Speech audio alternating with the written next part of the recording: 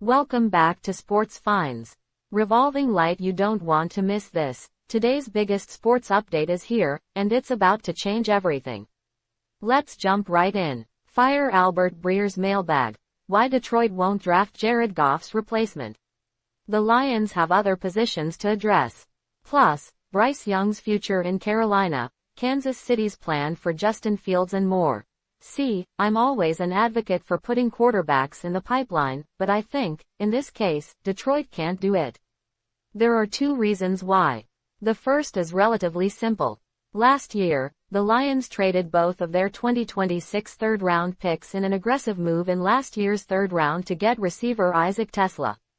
As a result of losing their slotted pick and the pick they got for losing Aaron Glenn to the Jets, they now have only 2 picks in the top 100.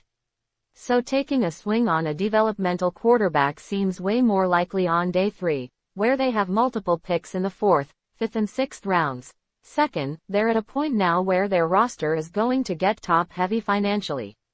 Jared Goff has a market quarterback deal, and Penei Sewell, Amon-Ra St.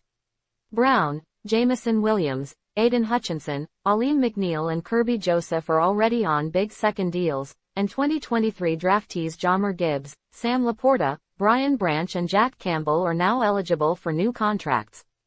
And the champagne problem is that the looming bottleneck of contracts means having to find cheap talent through the draft to fill in around your core. The Lions, for example, have work to do on the offensive line, a unit that was the foundation of the Brad Holmes-Dan Campbell rebuild. With only those 2 picks in the top 100, and shrinking cap space, it'd stand to reason resources should go there, rather than to find a developmental quarterback.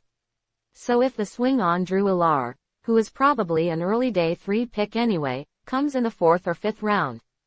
Good. At 50th, I'd be surprised. Rom Doug McCready at DGMC Are the Lions depending too much on the draft and their ability to coach up young players instead of making a splash in free agency?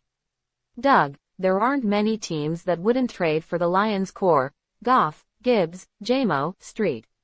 Brown, Laporta, Sewell, Hutchinson, McNeil, Campbell and Branch. This is how good teams do it. Could they make a move or two and mortgage some contracts to accomplish that? Sure, but I'd say on balance, it's still a really good team, and, contrary to popular opinion, the window hasn't closed on those guys. Hamare Channel Co. Subscribe Karna Mad Bulna.